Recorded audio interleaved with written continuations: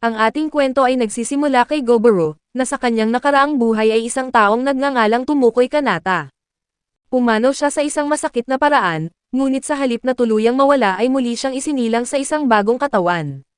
Sa sandaling magising siya, nadatnan niya ang isang berdeng nilalang sa kanyang harapan, kaya sa gitna ng pagkagulat at kaunting takot sa kanyang paligid ay pinakinggan niya ang nilalang, habang ipinahayag nito na ang kanyang bagong pangalan ay Goburo. Nang kasunod na araw, nakita ng kanyang sarili na napapaligiran siya ng grupo ng mga sanggol na goblin, at sa ikatlong araw ay napansin niyang mabilis na lumaki ang kanyang katawan dahil ang mga goblin ay mas mabilis lumaki kumpara sa mga tao. Sa ikaapat na araw, binigyan sila ng matandang goblin ng pagkain at ipinaalam sa kanila na iyon na ang huling pagkain na matatanggap nila mula rito, dahil mula sa araw na iyon ay kailangan na nilang maghanap ng sarili nilang pagkain. Pagkatapos noon ay lumabas si Goburo sa kuweba at namangha sa kanyang paligid, dahil ang mga halaman at ibon ay malayo sa anumang nakita na niya noon, kaya naisip niyang hindi lang siya basta naisilang muli kundi napunta rin siya sa isang ganap na ibang mundo. Sa pagkakataong iyon, nakipag-usap siya sa isa sa mga goblin na kasabay niyang lumaki, at nalaman niyang Gobukichi pala ang pangalan nito matapos niya itong makalimutan noong una. Inamin din ni Goburo na pinili niyang manatili sa tabi nito dahil si Gobukichi ang pinakamalaki sa mga bata, kaya isa itong mahusay na mangangaso na madaling makakakuha ng pagkain para sa kanilang dalawa. Mabilis na nagsimulang mangaso si Gobukichi na napakadali lang para sa kanya, at pagkatapos huliin ang kanilang pagkain ay agad itong sinubukang kainin ni Gobukichi, subalit birong sinuntok siya ni Goburo at sinabihan na mali ang kumain ng mag-isa lalo na't magkasama silang nangaso.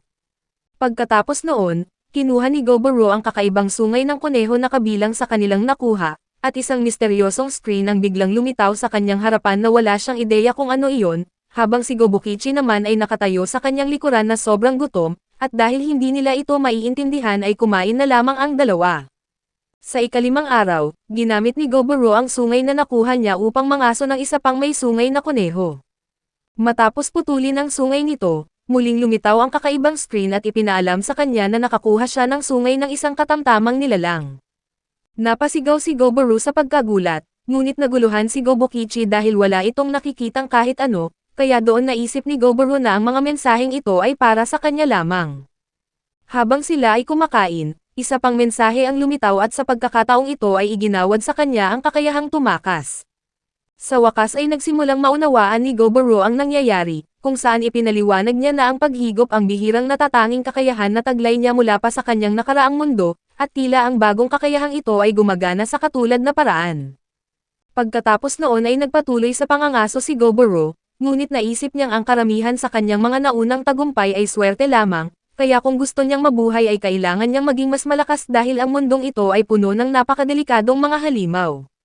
Sa ika-6 na araw, isang batang babae na nagngangalang Gubumi ang lumitaw na mukhang sabik at nagulat nang makita sina Goburo at Gobukichi na kumakain ng mga kuneho, bago ipinaalam sa dalawa na may namatay ilang araw na ang nakalipas dahil sa mga kunehong iyon, kaya nang marinig iyon ay inanyayahan siya ni Goburo na sumama sa kanila sa pangangaso kinabukasan.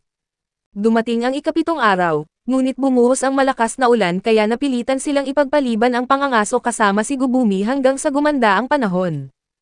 Habang naghihintay, nagdesisyon si Goburo na tingnan ang imbakan upang alamin kung makakagawa siya ng bagong sandata, at pagkapasok niya ay nagulat siya nang makakita ng ilang babaeng tao sa loob. Gayunpaman, binaliwala niya ang mga ito at nagpatuloy sa paggawa ng kanyang sandata. Samantala, ang matandang goblin na si Gubuji na pinuno ng kuweba at ng kanilang grupo ay lumitaw, at sinabihan si Goburo na mabilis ang kanyang pagunlad na marahil ay higit pa sa kanyang inaasahan. Naguluhan si Goburo nang marinig itong nagtatakda ng mga antas o kakayahan, kaya sinabihan siya ni Gubuji na tapikin ang kanyang sariling ulo ng 2 beses upang makita ang kanyang antas. Sinundan ni Goburo ang panuto at natuklasang ang kanyang antas ay umabot na sa 86, habang ipinaliwanag naman ni Gubuji na kapag umabot na siya sa antas na 100 ay magagawa na niyang magbago tungo sa mas mataas na uri ng nilalang. Nalaman din ni Goburo na kahit mukhang napakatanda na ni Gubuji ay nasa 20 taon pa lamang ito dahil mabilis tumanda ang mga goblin.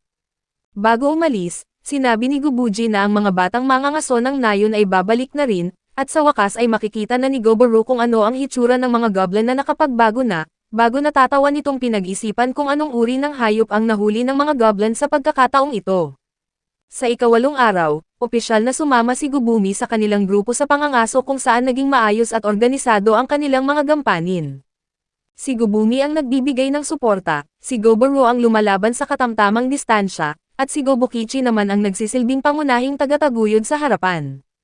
Dahil sa magandang pagtutulungang ito ay naging madali ang pangangaso, at matapos ang pangangaso at pagkain ay ilang mensahe ng sistema ang lumitaw sa harapan ni Goboro.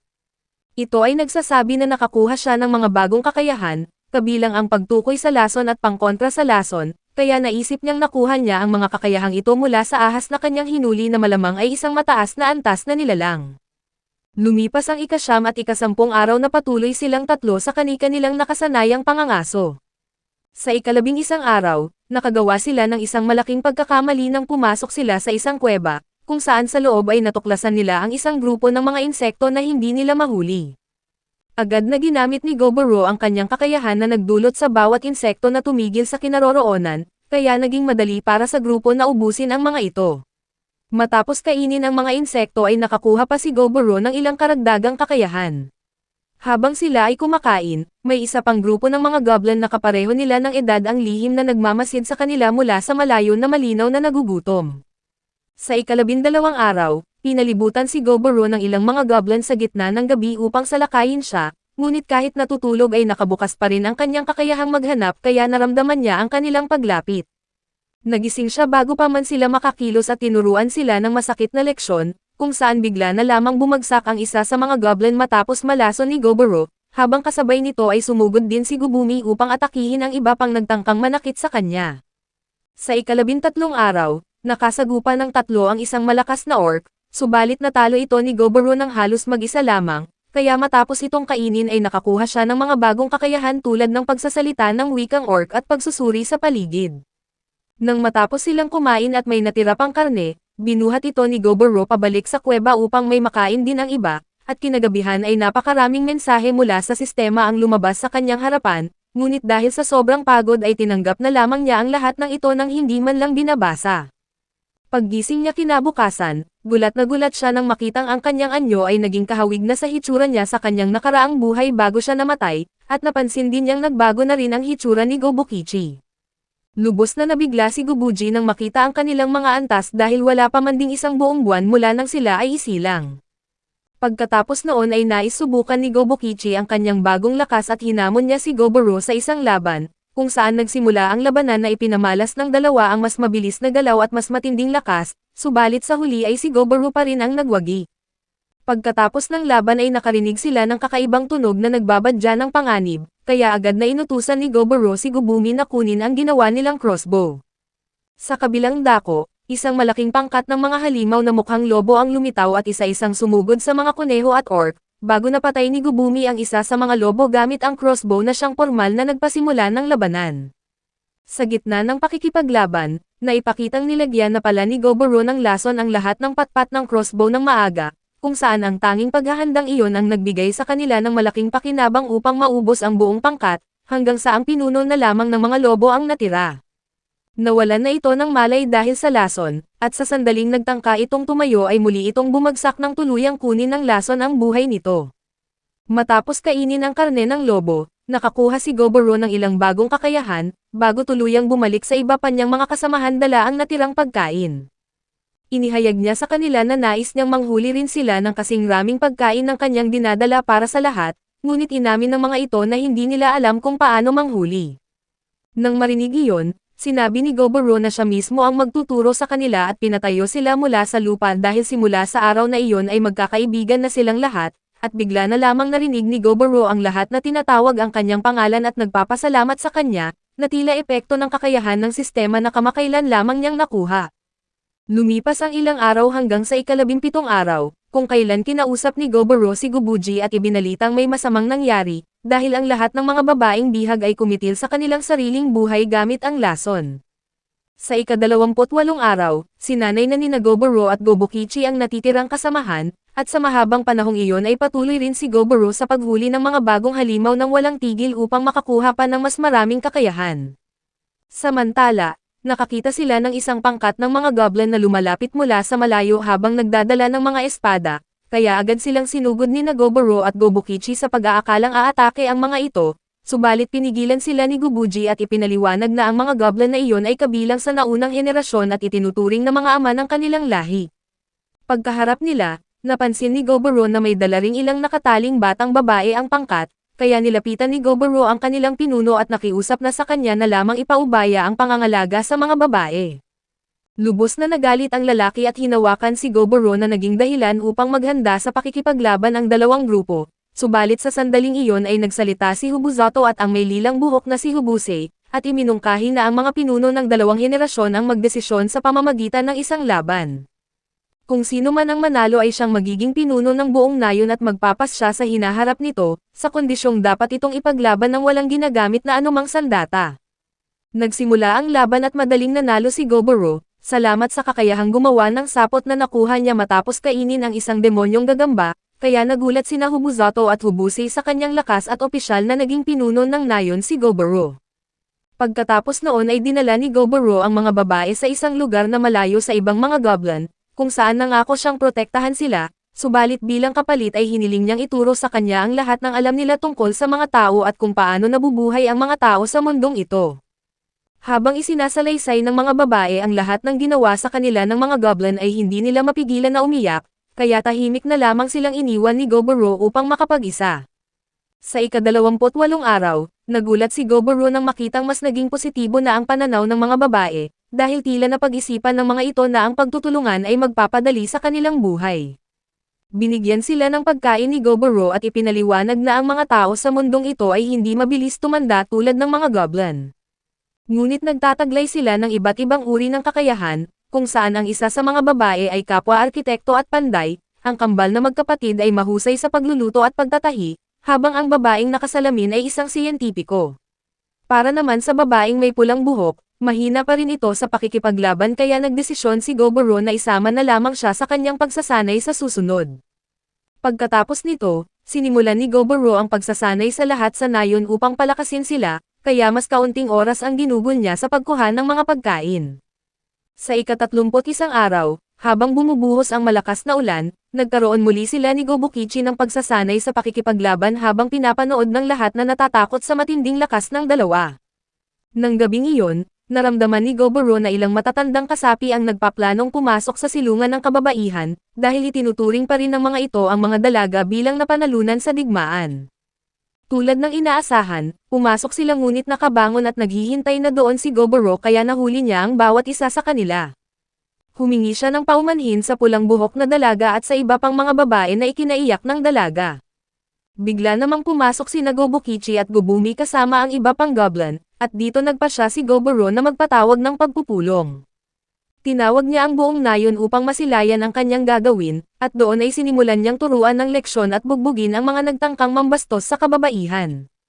Tiningnan niya ang natitirang mga taga-nayon habang nakangiti at nagtanong kung naiintindihan na ba ng lahat ang mga alituntunin. Nang sumunod na umaga, pumanaw ang pinuno ng grupong pinarusahan. Sa ika-32 araw, lumabas si Goboro kasama ang kanyang pangkat upang mangaso at matagumpay nilang natumba ang isang kabayong may 3 sungay. Dahil sa lakas nito, nakakuha si Goboro ng maraming bagong kakayahan tulad ng Triple Thrust, na nagbibigay sa kanya ng kakayahang magsagawa ng 3 mabilis na saksak sa iisang atake. Sa ika-33 araw, ang dalagang si Gubyo ay nakarating na rin sa antas ng ebolusyon. Naging mas organisado ang pagsasanay sa nayon matapos hatiin ni Goboro ang pamumuno sa hukbo, si Gobukichi sa malapitan, si Gobumi sa malayo ang pag-atake, si Hubusato sa magagandang depensa, si Gubyo naman sa suporta at si Hubusei ang salamangkero sa hukbo ng mahika. Ngayong maayos na ang lahat, nagpasya si Goboro na maglakbay ng mas malalim sa gubat. Sa kanyang paglalakbay, sinubukan niya ang isa sa kanyang mga kapangyarihang pumatay gamit ang mahika at madali niyang napatay ang isa pang kabayo. Nagpatuloy pa siya sa hilagang bahagi ng kagubatan kung saan napansin niya ang mga kakaibang bakas at patak ng dugo. Naalala niya ang babala ni Gubuji na huwag pumunta sa hilagang gubat dahil ito ang teritoryo ng pulang oso. Hindi nagtagal, natuklasan niya ang isang kabayong may 3 sungay na durog ang baluti, na nagdulot ng pag-aalala dahil kinailangan ng buong grupo niya ang matinding pagsisikap para mabasag ang ganoong baluti. Biglang lumitaw ang pulang oso sa kanyang harapan, ngunit sa halip na tumakas ay napakalakas ng kanyang pagnanais na makipaglaban kaya tumawa siya at nag-iisip ng paraan kung paano ito matatalo.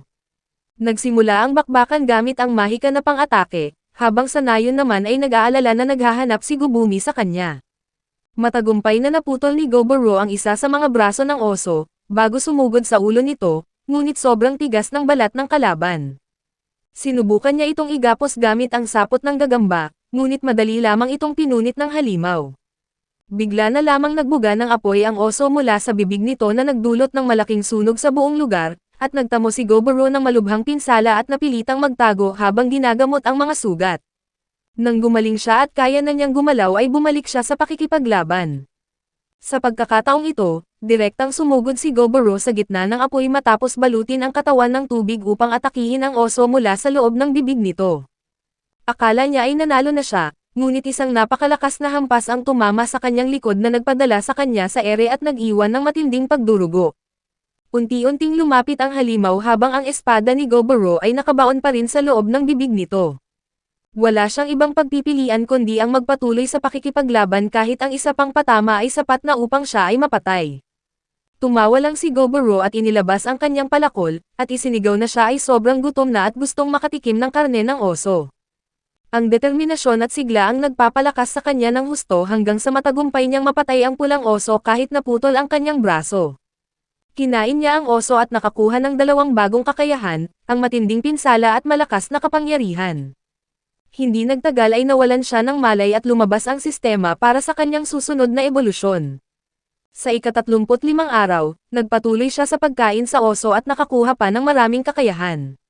Kinuha niya ang kanyang espada upang kumuha ng karne at dalhin sa nayon, ngunit nagulat siya nang matuklasan na naging napakaliit na nito para sa kanyang bagong katawan. Nang makabalik siya sa nayon, ang lahat ay nanginginig sa takot dahil sa paniniwalang isang higanteng ogre ang umaatake sa kanila. Si Gubumi lamang ang nakapansin na si Goboro ang dumating, kaya sa matinding galit dahil sa matagal nitong pagkawala ay pinalagpasan niya ito ng sermon bago sinuntok. Ngunit imbes na masaktan si Goboro, ang sariling binti pa ni Gubumi ang napinsala. Mula rito ay isinalaysay ni Goboro sa lahat ang kabuuan ng mga nangyari, kung saan napanganga ang lahat dahil sa lakas ng pulang oso na kayang magpabagsak ng ogre nang walang kahirap-hirap. Gayunpaman, sa kabila nito ay nagawa pa rin itong patayin ni Goboro noong isa pa lamang siyang goblin. Pagkatapos ng pagtitipon, nilapitan ni Goboro ang kambal na magkapatid at nakiusap na gawan siya ng mga damit na sakto sa bago niyang laki. Ipinaliwanag naman ng dalawa na kakailanganin nila ng tulong dahil matatagalan ang paggawa nito, kaya nangako si Goboro na magpapadala ng ilang goblin upang tumulong sa kanila. Ang nakakagulat sa sitwasyong ito, bagamat likas na magkaaway ang mga goblin at tao, matagumpay silang pinagsama at pinag-isa ni Goboro bilang isang koponan. Pagkatapos noon, nakipagkita si Goboro sa siyentipiko na nakalikha ng isang uri ng lason, at nang tanungin niya kung para saan ito ay ipinaliwanag ng siyentipiko na ginawa niya iyon bilang proteksyon sa sarili. Ngunit mula nang makilala niya ang isang mapagkakatiwalaang goblin tulad ni Goboro, naramdaman niyang hindi na niya kailangan pang gamitin ito. Sa ika-36 na araw, hindi nagawang magsanay ni Goboro tulad ng dati, dahil bawat goblin ay nasasaktan kahit gaano pa kagaan ang kanyang mga atake. Maging ang baluti ni Gobukichi ay halos mawasak na rin, kaya walang nagawa si Goboro kundi kanselahin ang pagsasanay. Napansin ni Goboro na tila masama ang loob ni Gobukichi at tinanong ito kung may problema, subalit sinagot naman siya ni Gobukichi na walang anumang problema at lumabas upang mangaso. Nagpatuloy ang lahat sa kani-kanilang gawaing araw-araw, habang si Goboro naman ay naging abala sa pagtatahi ng sarili niyang damit, bagamat hindi pa rin nawawala ang kanyang pag-aalala kay Gobukichi. Ang araw na iyon ang naging isa sa pinakatahimik na karanasang pinagdaanan ni Goboro simula nang siya ay muling isilang. Sa ika-37 araw, pagkatapos ng kanyang pagsasanay, nakatagpo si Goboro ng isang nilalang na tinatawag na carbuncle na nagdurusa sa matinding sugat. Agad niya itong tinulungan, ngunit napilitan siyang humingi ng tulong sa siyentipiko dahil sa napakaraming dugong nawala sa nilalang. Nang makabawi ng lakas, nagpasalamat ang nilalang at ipinakilala ang sarili bilang si Returner. Ipinaliwanag niyang inatake siya ng mga tao ilang araw na ang nakalilipas upang hulihin, dahil sa napakahalagang hiyas na nasa loob ng kanyang katawan. Nakiusap si Returner kay Goboro at sa grupo nito na tulungan siyang pigilan ang mga naturang adventurer. Pagkaraan ay naunawaan ni Goboro na hindi pala karaniwang carbuncle si Returner, kundi isa siyang artificial na carbuncle na nilikha ng walang katulad na salamangkero na si Velvet, na nagmamay-ari rin ng isang lihim na vault. Nalaman din nilang nasira ang core na nagpapanatili ng buhay ni Returner noong atakihin siya ng mga tao, kaya't kaunting panahon na lamang ang natitira sa kanyang buhay. Naging labis na interesado si Goboro sa lihim na vault at umaasang puno ito ng mga maalamat na sandata na nakolekta ni Velvet sa buong buhay nito. Ipinahayag din ni Returner na matindi ang galit ng kanyang Panginoon sa mga tao, kaya mas pinili nitong ipamana ang kanyang kayamanan sa mga goblin kaysa mapunta ito sa kamay ng sangkatauhan. Sa huli, inihayag niyang ibibigay niya kay Goboro at sa mga kasamahan nito ang lahat ng laman ng vault. Naghanda si Goboro sa pag-alis, na nagdulot ng pag-aalala sa pulang buhok na dalaga dahil sa pag-aakalang may balak siyang pumatay ng mga tao. Pinalagpasan naman ni Goboro ang kanyang pag-aalala at tinitiyak na wala siyang balak pumatay, kundi takutin lamang ang mga ito. Pagdating sa vault, inutusan ni Goboro ang buong grupo na magtago habang siya lang ang mag-isang kakausap sa mga adventurer. Nakipagkita siya at tinangkang dumaan sa maayos na usapan, ngunit tumangging makinig ang mga ito at agad siyang inatake. Sa paniniwalang isa lamang siyang mahinang ogre, hindi nila batid na siya ay isa palang bihirang uri ng ogre at hindi lang basta ordinaryong nag-evolve. Sinalo ni Goboro ang kanilang atake at ipinahayag na ang lugar na iyon ay pagmamay-ari ng kanyang kakilala, kaya wala silang karapatang pasukin ito at patayin ang naninirahan at nakawin ang lahat ng laman. Ngunit sumagot lamang ng may pagmamataas ang mga adventurer at nagpatuloy sa pag-atake. Madaling iniwasan ni Goboro ang kanilang mga patama at nagbabala na hindi niya sila sasaktan kung aalis agad sila, ngunit hindi nila pinansin ang babala at nagpatuloy sa pakikipaglaban. Sa gitna ng labanan, nagawa ng isa sa kanila na magpakawala ng malakas na kuryente na direktang tumama sa mukha ni Goboro.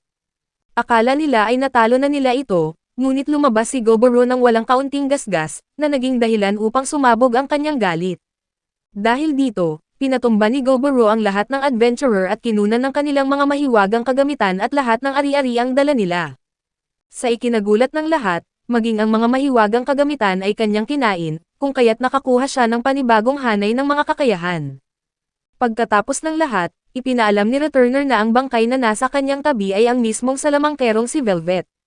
Bigla na lamang nagsimulang maglaho si Returner hanggang sa walang natira kundi ang batong nagsilbing core nito, kaya kinain ito ni Goboro at nakuha ang kakayahang Golden System.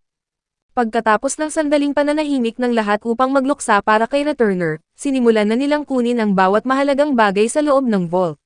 Nang makuha na nila ang lahat ng kailangan, tumanggi si Goboro na iwanan ang katawan ng salamangkero at minabuti na sunugin ito bilang tanda ng paggalang.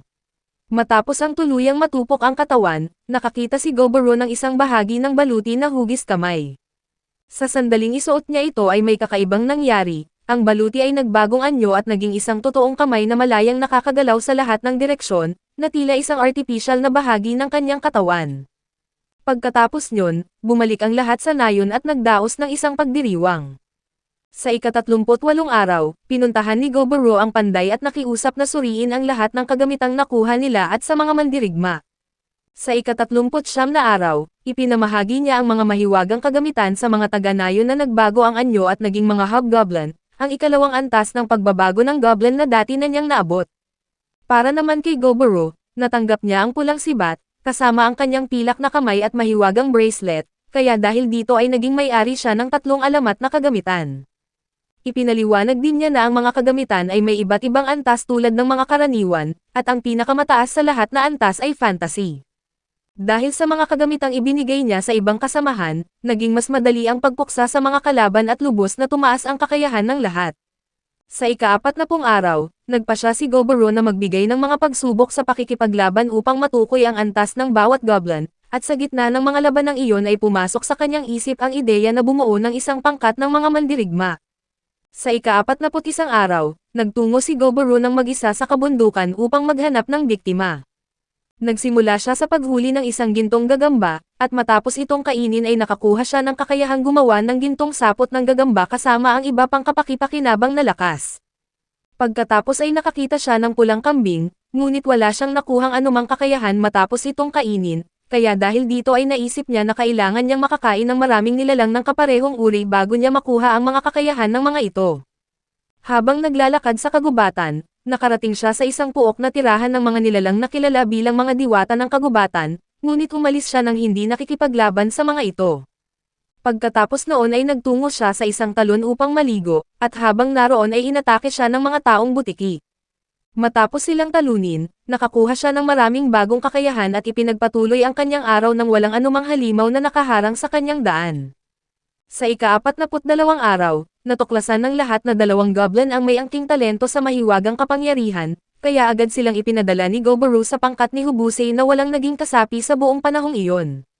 Sa sandaling iyon, lumabas ang isang bagong kakayahan na tinatawag na pagpapalakas ng sandata, kung saan ang kakayahang ito ay nagbibigay ng mahiwagang katangian sa anumang bagay.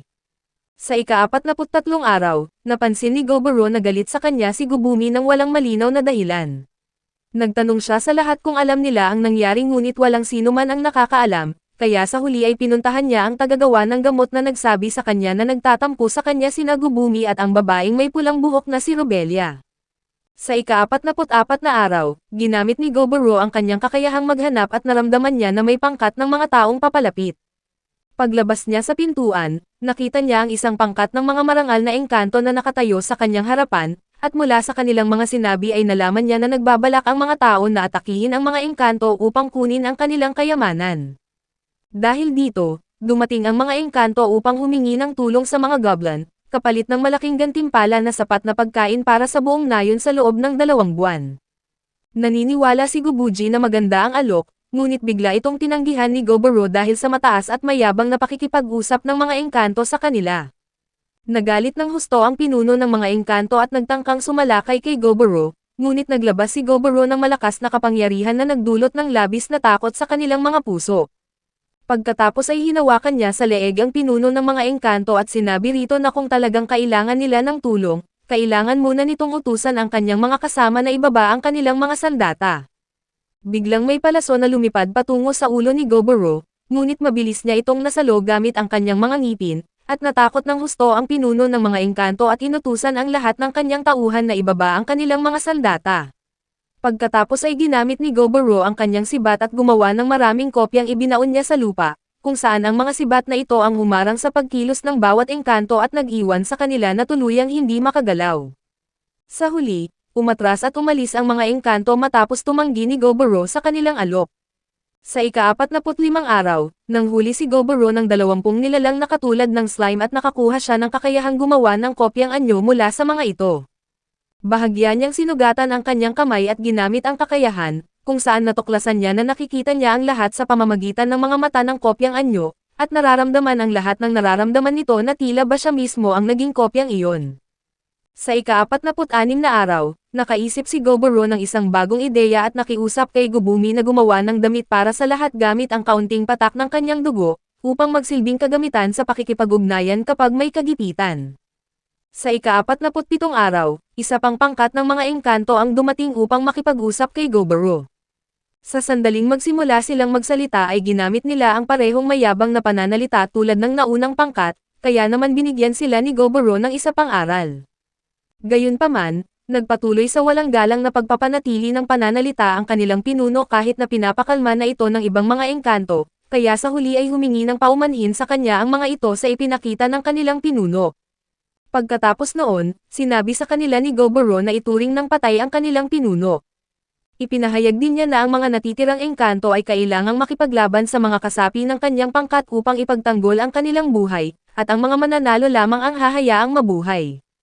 Nang matapos ang mga labanan, 6 lamang sa 23 engkanto ang nagtagumpay na manalo at ang 6 na ito ay purong kalalakihan. Ipinagpaalam sa kalaunan na sadyang ginawa ni Goboro ang naging resulta ng laban upang hindi mapatay ang mga kababaihang engkanto. Pagkatapos nyon, nakakuha si Goboro ng napakaraming bagong kakayahan mula sa mga engkanto, at sinabi niya sa mga natitirang engkanto na sila ay mga bihag na ngayon, kung kaya't bahagya silang nagalit dahil sa paniniwalang ibibigay sa kanila ang kanilang kalayaan. Ipinaalala ni Goboro sa kanila na sila ang unang nagtangkang pumatay sa mga taga-nayon, kaya wala siyang balak na payagan silang makaalis ng ganoon kadali. Sa ika-49 na araw, nakita ng lahat ang bago niyang anyo, at natuwa naman si Goboro dahil mas naging makapangyarihan pa si Gobukichi matapos nitong maabot ang 100 antas noong nakaraang araw. Lumabas na ang uri ng ebolusyon nito ay isang espesyal na goblin, at agad na hinamon ni Gobukichi ang kanilang pinuno sa isang panibagong laban. Sa kanilang laban, tila magkapantay ang kanilang lakas, ngunit tulad ng dati ay si Goboro pa rin ang nagwagi dahil sa mas nakatataas niyang kasanayan sa pakikipaglaban, samantalang mas umaasa naman ang kalaban sa purong lakas ng katawan. Kinagabihan, nanaginip si Goboro ng isang kakaibang pangyayari kung saan may isang taong hindi niya kilala na may ibinibigay sa kanya. Pagkagising niya, may lumabas na mensahe sa system, ngunit hindi niya maunawaan ang kahulugan nito kaya pinalipas na lamang niya at nagpatuloy sa karaniwang buhay. Sa ika-51 araw, 4 pang taga-nayon ang nagbago ang anyo at naging hobgoblin. Ang isa sa kanila ay may angking talento para maging salamangkero, habang ang isa naman ay may potensyal na maging pari. Sa kaparehong araw, nag-evolve din si Hubusei at agad na nagtungo sa kagubatan upang subukan ang kanyang bagong lakas, at nagulat ng husto si Goboro nang makita kung gaano katindi ang naging paglakas nito. Ipinapaliwanag ni Hubusei na kaya pa niyang magpakawala ng higit sa 20 karagdagang spell na kapareho ang antas ng lakas. Natawa na lamang si Goboro at sinabihan itong sapat na ang ipinamalas dahil baka magiba ang buong gubat kung magpapatuloy pa. Naging karaniwang pangyayari na ang ebolusyon sa buong nayon, at tila ang sistema ng pagsasanay na ginawa ni Goboro ang pangunahing dahilan sa likod nito. Sa ika-52 araw, bumalik mula sa pangangaso sina Goboro at Gobukichi bitbit ang mga nahuling pagkain, ngunit doon ay napansin nila ang isang grupo ng mga goblin na nag-iimpake at naghahandang umalis. Nalaman nilang ang pangkat na ito ay kabilang sa mas nakatatandang henerasyon na hindi na nakapag-evolve, habang ang mga kabataan naman ay mabilis na lumalakas. Dahil dito, nagpasya silang lisanin na lamang ang lugar, at sinabi pa ng mga ito na malaya silang patayin ni Goboro kung nais niya, ngunit ayaw na nilang magpatuloy sa ganoong uri ng pamumuhay. Tinanggap ni Goboro ang kanilang desisyon at nagpaalam, at bago sila umalis, nireregalo niya sa kanila ang isang kutsilyong gawa sa magic spell bilang alaala na nilagyan din ng kaunti niyang dugo. Sa ika-53 araw, habang nasa loob ng kagubatan si Goboro ay nakakita siya ng isang orc na nakapatay ng tao. Matapos niyang tapusin ang buhay ng halimaw, nakakuha siya ng isang kakaibang kakayahan mula sa taong iyon. Kapag ginamit ito ng tama, maaari itong magsilbing paraan ng pagpapakita ng respeto, at ang kakayahang ito ay tinatawag na Monster Tamer. Sa ika-54 na araw, ipinahayag ni Goboro sa lahat ang pag-alis ng mga matatandang goblin, at inanunsyo rin niya na sino man ang gustong umalis ay malayang makakagawa nito, dahil hindi niya sila pipigilan at bibigyan pa ng regalong maipapabaon. Sa ika-55 araw, gumawa si Goboro ng mga hikaw na naglalaman ng kaunti niyang dugo upang magsilbing kagamitan sa pakikipag-ugnayan, at pagdating ng ika-56 na araw, matagumpay niyang nakausap si Gubumi gamit ang mga ito. Sa ika-57 araw, lumabas ang grupo upang mangaso. Matapos makahuli ng kabayo si Gobo, nilapitan ito ni Goboro at ginamit ang kakayahang Monster Tamer upang matagumpay na paamuhin. Pagkatapos noon, nagsimula na siyang mag-amo ng iba't ibang uri ng halimaw, kabilang na ang isang oso at ang pinuno ng isang pangkat ng mga lobo. Sa ika-59 na araw, nasaksihan ni Goboro ang tunay na lakas ni Robelia, ang dalagang may pulang buhok, at nakita kung paano ito lumalakas tuwing malapit ng matalo. Bago ito magsimulang kumain, may kakaibang liwanag na sumiklab mula sa mga mata nito, at inihayag ni Robelia kay Goboro na nakakuha siya ng bagong trabaho na gumagana sa paraang katulad ng ebolusyon ng mga goblin. Ang trabahong iyon ay tinatawag na Black Soldier, gagawin nitong mas mabilis at mas malakas ang kanyang katawan, ngunit kailangan niyang kumain ng mga halimaw sa paminsan-minsang pagkakataon upang hindi siya mamatay. Pagkauwi nila sa nayon, ibinalita ni Gubuji kay Goboro na may taong umatake sa isang goblin, at agad na naunawaan ng pinuno na malapit nang magsimula ang digmaan sa pagitan ng mga tao at ng mga elf. Sa ika-60 araw, nagising si Goboro matapos mag-evolve ang kanyang search magic, at napansin niya ang isang grupo ng mga kobold na tumatakbo palayo sa mga kakaibang nilalang na hindi niya maaninag ng maayos dahil sa dilim. Agad na nag-ipon si Goboro ng mga mandirigma at mabilis na nagtungo sa kinaroroonan ng mga ito, at pagdating doon, natuklasan nila ang mga mahiwagang kalansay. Tinangka silang atakihin ni Gubumi ngunit walang epekto ang kanyang mga patama, at naramdaman ni Goboro ang isang napakalakas na presensya sa likod ng mga kalansay at napagtanto niyang iyon ang kanilang pinuno. Nagsimula ang labanan, at natuklasan ng lahat na tanging sa pamamagitan lamang ng pagdurog sa katawan ng mga kalansay sila mapapatay. Inutusan ni Goboro ang kanyang mga kasamahan na lumayo, at sinabi sa kanila na uubusin niya ang bawat isa sa loob lamang ng 10 segundo, ngunit nadurog niya ang lahat sa loob lamang ng 7 segundo. Matapos kainin ang kanilang pinuno, nakakuha siya ng ilang bagong kakayahan, kabilang na ang pagpapalabas ng mga undead.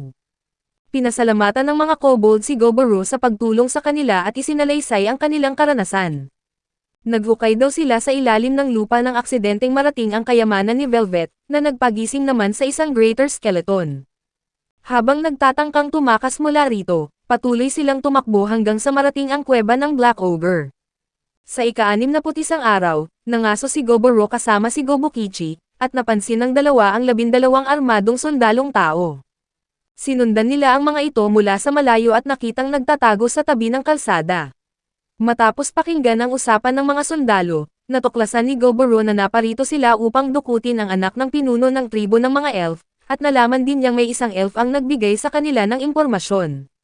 2 oras matapos lumubog ang araw, dumaan din sa wakas ang prinsesa kasama ang kanyang tauhan, at biglang nagsimula ang pag-atake ng mga sundalong tao. Bago pa man nila makidnap ang prinsesa, pumagitna na si Goboro dahil nakaramdam siya ng konsensya sa pag-iisip na hahayaan na lamang silang ituloy ang kanilang plano. Sa ika-62 araw, nagsalita ang isa sa 12 taong sundalo na nabihag ni Goboro at isiniwalat ang tunay na nangyari. Mula sa paliwanag nito, nalaman niyang magsisimulang kumilos ang hukbo ng mga tao sa loob ng 20 araw. Pagkatapos makuha ang kinakailangang impormasyon, kinuha rin niya ang lahat ng kanilang mga kakayahan. Kasunod noon, nagising ang prinsesa na balot ng takot habang nagtatanong kung nasaan siya, at nagulat naman si Goboro nang mapansin niyang may mga pakpak ito na hindi katulad ng ibang mga elf. Nagalit ang prinsesa at itinanong kung bakit naghintay pa si Goboro na mapatay muna ang kanyang mga bantay bago kumilos, at sumagot si Goboro na walang kinalaman sa kanya ang labanan ng mga tao at ng mga elf dahil sarili nila itong problema. Pagkatapos ay ipinaalam niya sa prinsesa na may traidor sa kabilang kampo ng mga elf, na naging dahilan upang maiyak ito sa labis na kalungkutan. Pinagsabihan siya ni Goboro na magpahinga muna, at sinabing ihahatid din siya pauwi sa kasunod na araw. Sa ika-63 araw, umalis na sila sa nayon, at habang naglalakbay ay tinanong ni Goboro ang prinsesa tungkol sa kanyang mga pakpak. Ipinaliwanag naman ng prinsesa na ang mga pakpak na iyon ay lumalakas lamang sa mga mataas na uri ng elf, at itinuturing na isang anyo ng pag-unlad na higit sa ordinaryong elf. Pagkalipas ng 3 oras, nakarating sila sa nayon ng mga elf kung saan 25 sundalo ang naghihintay sa pasukan na nakatutok ang mga sandata sa kanila. Sinabihan sila ng prinsesa na si Goboro at ang kanyang mga kasamahan ang nagligtas sa kanya, kaya ibinaba ng mga sundalo ang kanilang mga sandata.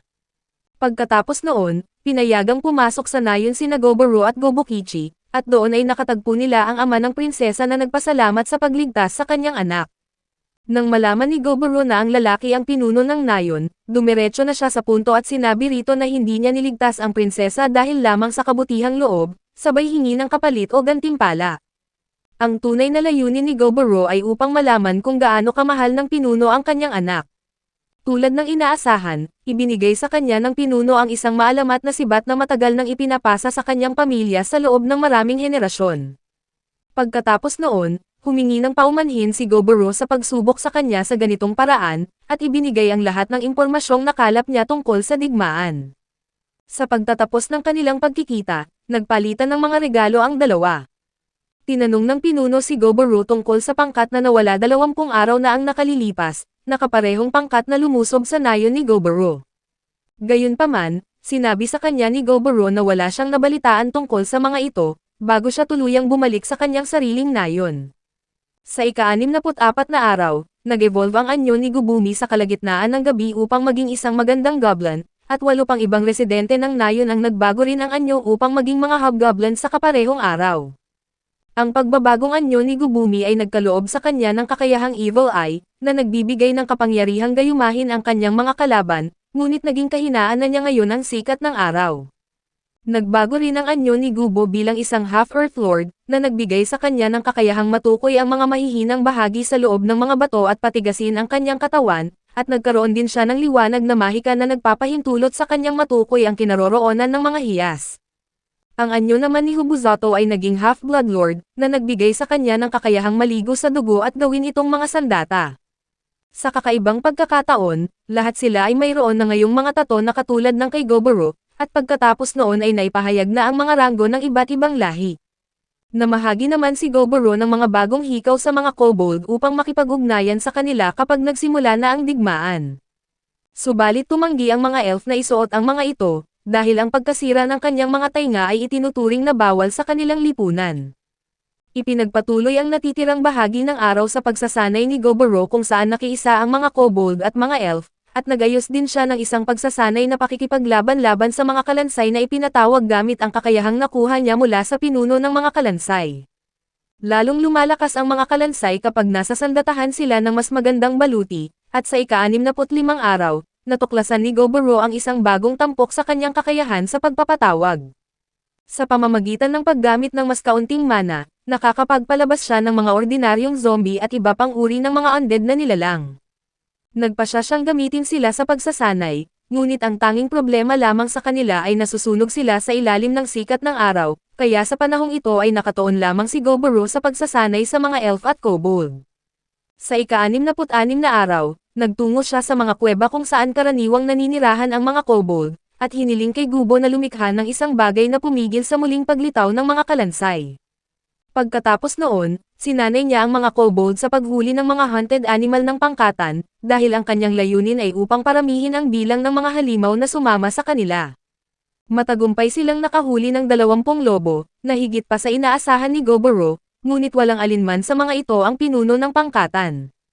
Kinagabihan, nakatanggap si Goboro ng mas pinagandang bersyon ng palakol na ginamit niya sa pagpatay sa pulang oso, na ipahayag na binago ito ng panday at ginawang mas malakas sa pamamagitan ng paggamit ng mga hiyas at mahika. Sa ika-67 araw, sinabi ni Gobukichi kay Goboro na umibig siya kay Gubyo, at sumagot si Goboro na matagal na niyang alam ito dahil sobrang halata ng mga damdamin nito. Kinagabihan, nilapitan ni Gobukichi si Gubyo at ipinagtapat ang kanyang pag-ibig, at tinanggap naman ni Gubyo ang kanyang damdamin, at sa kasunod na araw ay magkasamang nagsanay sina Goboro at Gobukichi. Kakaiba man, nagawa ni Gobukichi na manalo sa kanilang labanan, na ipahayag na nakipag-usap pala si Gubyo kay Gobumi tungkol sa kaparehong bagay noong nakaraang araw, at nagawa ng dalawa na pagsamahin sina Gobukichi at Gubyo. Pagkatapos noon, ipinagpatuloy ng pangkat ang araw sa pamamagitan ng paglabas upang mangaso, at nakakuha si Goboro ng maraming bagong kakayahan. Nang subukan niya ito, ang buo niyang katawan ay nabalot ng isang layer na katulad ng isang baluti. Matapos maunawaan kung paano gumagana ang kakayahan, gumawa siya ng isang bagong estruktura na nagpapahintulot sa kanya na lumipad. Sa ika-69 na araw, hiniling ni Robelia kay Goboro na magsanay kasama siya, at pagkatapos nito ay binisita ni Goboro ang mga elf at nakipag-usap sa kanila. Mula sa kanilang pag-uusap, nalaman niya ang tungkol sa isang metal na tinatawag na mithril, na kailangan munang initin bago ito gawing sandata. Binisita naman niya ang panday upang magpagawa ng bagong sandata para sa kanya, at kinagabihan ay tinulungan niya ang kambal na magkapatid sa pagluluto at pinasubukan sa kanila ang paghahanda ng mga bagong putahe mula sa kanyang dating mundo. Pagkatapos nyon, pinuntahan niya ang siyentipiko upang magkasama silang gumawa ng mga mahiwagang kagamitan. Matagumpay na nakagawa ang siyentipiko ng kanyang unang mahiwagang bagay, isang daliri ng kalansay na may kakayahang magpatigas sa anumang madikit nito.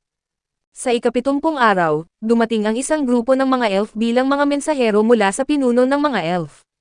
Nadaanan nila ang mga elf na nakakulong sa loob ng nayon, ngunit ginamit ni Goboro ang epekto ng pagbabalat kayo ng kanyang mga hikaw upang magmukhang mga dark elf ang mga bilanggo. Pagkatapos nito, ipinaalam sa kanya ng pinuno ng mga mensahero na ang hukbo ng mga tao ay sumugod patungo sa kagubatan ng Kudol, isang lugar na medyo malapit sa teritoryo ng mga elf. Ipinaliwanag din niya na napakalaki ng naturang hukbo, na nangangahulugang imposible itong pigilan ng mga elf ng nag-iisa, kaya humingi siya ng tulong kay Goboro. Pumayag naman si Goboro at binigyan siya ng isang kagamitang naglalaman ng kanyang dugo upang makipag-ugnayan sa pinuno ng mga elf. Pagkatapos noon, inihayag ni Goboro na magtatatag siya ng isang grupo ng mga mersenaryo at pinangalanan itong Parebellum, at sa ika-71 araw, kumilos na si Goboro kasama ang grupong nilikha niya. Binubuo ito ng 36 na miyembro, ngunit sa tulong ng mahika ni Habuse at ng mga halimaw na kasama nila, ang kanyang bilang ay kayang umabot sa 73 mandirigma. Sa gitna ng kanilang paglalakbay, nakatagpo sila ng isang harang na nagpapaiwas sa mga mababang antas na halimaw na makatawid, ngunit nagtulong-tulong ang lahat at matagumpay na nasira ang harang. Nagsimulang gumamit ng mahika si Gubumi at Hubuse, habang si Goboro naman ay nagpatawag ng isang hukbo ng mga kalansay, subalit maging ang lahat ng iyon ay hindi pa rin sapat upang ubusin ang buong hukbo ng mga tao. Sa gitna ng labanan, isang babaeng kabalyero na tila pinuno ng hukbo ang humarap, at sinabihan niya ang kanyang mga kawal na ang ogre ang kumokontrol sa mga kalansay at inatasan silang ituon ang kanilang mga atake sa kanya. Lumaban ang hukbo ng may mahusay na organisasyon at lakas, at naabot ng mga kawal si Gobaro. Gayunpaman, madaling napigilan ni Gobaro ang atake ng kabalyero at sinabi na natutuwa siya sa ginawa nito kaya hahayaan niya silang mabuhay. Ngunit sumagot ang kabalyero na ang buhay ni Gobaro ay nasa kanyang mga kamay na ngayon. Pagkatapos nito, inutusan ni Gobaro ang kanyang grupo na huwag patayin ang kabalyero at salamangkero, kasama ang babaeng gumagamit ng nag-aapoy na espada. Para naman sa mga natitirang kawal, malaya silang gawin ang anumang gusto nila, at dahil sa utos na ito ay mabilis na naging isang panig ang labanan. Patuloy na inatake ng kabalyero si Gobaro, ngunit nanatili lamang itong nakatayo sa iisang lugar nang hindi man lang nagtatangkang pigilan ang mga patama nito, na para bang kinukutsa siya. Samantala, ang salamangkero na nasa likuran ay nagsimula ng maghanda ng isang malakas na mahika, at sinabi ni Hubusei kay Gobaro na ang mahika ay tinatawag na Ice Flame, at kahit ang isang ogre ay hindi makakaligtas kapag direktang tinamaan nito. Sinabihan naman ni Gobaro ang kabalyero na tapos na ang laban at hindi niya hahayaang mamatay ito, bago niya ito tinulak sa itaas. Pagkatapos niyon ay hinarap niya ang dragon gamit ang kanyang mahika at ilang patong ng baluti, na nagbigay sa kanya ng kakayahang makaligtas sa mahika. Dahil dito, nanalo sina Gobaro at ang kanyang mga kasama sa laban, at matagumpay na napanatiling ligtas ang pinakamalalakas na mandirigma ng hukbo ng tao. Pagkatapos ng laban, nakakuha si Gobaro ng napakaraming bagong kasanayan, at nang maglaon ay nagdiwang sina Gobaro at ang pinuno ng mga elf sa pamamagitan ng isang kapistahan. Sa ika-72 araw, sinimulang tanungin ni Gobaro ang kabalyero at ang babaeng may nag-aapoy na espada, at walang sino man sa kanila ang nakapagsinungaling sa kanya dahil nakasuot sila ng mga hikaw na ginawa niya gamit ang kanyang dugo. Matapos makakuha ng impormasyon, ipinaalam niya sa pinuno ng mga elf na natuklasan niya ang rutang dadaanan ng pangunahing hukbo ng tao at maghahanda sila ng isang ambush. Ipinaliwanag ni Gobaro na plano ng mga taong palibutan ang kagubatan ng mga elf mula sa lahat ng direksyon gamit ang mas marami nilang bilang. Sa ika-73 araw, nagtungo ang grupo patungo sa pangunahing hukbo, at matapos ihanda ang mga bitag ay nagtago sila sa loob ng isang kanal. Dumating ang pangunahing hukbo na binubuo ng humigit kumulang 500 kawal, kabilang ang 100 salamangkero, at kung ang mga elf lamang ang humarap sa kanila ng nag-iisa ay madali sana silang matatalo sa laban. Gayunpaman, ang grupo ni Gobaro ay lubos na handa kasama ang mga bitag, naharangan ang daan sa harapan ng mga kawal, at nagsimulang mahulog sa kanila ang mga dambuhalang bato. Dahil sa mga bitag na iyon, ang bilang ng hukbo ay bumaba mula 500 patungong 300, at patuloy silang kumilos sa iba pang serye ng mga bitag na nagdulot ng pagkahulog ng ilang kawal sa mga hukay. Inutusan ng pinuno ng hukbo ng tao ang kanyang mga kawal na bumuo ng isang bilog at palibutan ang kanilang sarili ng mga bato dahil magpapakawala si Gubumi ng mga palaso mula sa bawat direksyon. Nang tuluyang makulong ang mga kawal, inutusan ni Gobaro si Gobukichi na bumaba at makipaglaban sa pinuno ng hukbo at hulihin ito. Nagsimula ang kanilang labanan, bagamat mas malakas ang katawan ni Gobukichi, lumaban ang kabalyero ng may kahangahangang kasanayan at nakakasabay sa kanya. Gayunpaman, matagumpay pa rin si Gobukichi sa paghuli sa kanya na nagtapos sa labanan, at tulad ng dati, nakakuha uli si Gobaro ng napakaraming bagong kasanayan pagkatapos ng laban. Sa ika-74 na araw, galit na galit ang mga bihag dahil sa pagkakahuli sa kanila ni Gobaro, at ang ilan sa kanila ay mas pipiliin pa ang mamatay kaysa manatili sa ganoong kahiyahiyang sitwasyon. Gayunpaman, ipinaalala sa kanila ng lalaking kabalyero na may pulang buhok na binibigyan sila ng mga goblin ng pagkain at matutulugan, kaya mas malala pa sana ang maaari nilang sapitin. Galit na sinabihan siya ng mga maharlika na manahimik na lamang, dahil isa lamang siyang karaniwang tao, at kailanman ay hindi maiintindihan ang nararamdaman ng mga katulad nilang dugong bughaw. Pagkatapos noon, ibinukod ni Gobaro ang kabalyero at tinanong kung bakit inatake ng mga tao ang mga elf at kung ano ang tunay na dahilan sa likod ng hidwaang ito. Mula sa paliwanag ng kabalyero, nalaman ni Gobaro na ang unang prinsesa ng kaharian ng mga tao na tinatawag na Sternbert ay nagkaroon ng isang bihirang karamdaman, na ikinamamatay ng 79% ng mga nagkakaroon nito. Ang prinsesa ay nakatakdaring ipakasal sa susunod na emperador ng karatig kaharian, at dahil dito ay nagutos ang hari na hanapin ng lahat ang lunas. Sa kanyang paghahanap, nalaman nila ang tungkol sa isang lihim na gamot na pagmamay-ari ng mga elf, at sa madaling salita, ang kasakiman ng tao ang siyang nagpaalab sa digmaan. Sa mga sandaling iyon, nagsimulang umagos ang mainit na tubig sa loob ng kuweba.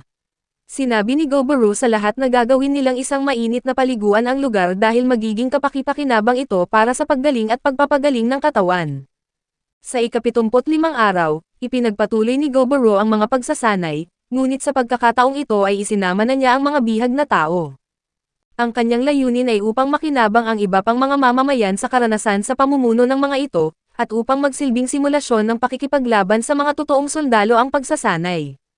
Nagsimulang magbigay ng mga utos sina Gobo at Hobo sa kani-kanilang mga hukbo, ang mananalo ay ang pangkat na matagumpay na makakatalo sa mga kalabang sundalo, habang si Goboro naman ang tumatayong tagahatol.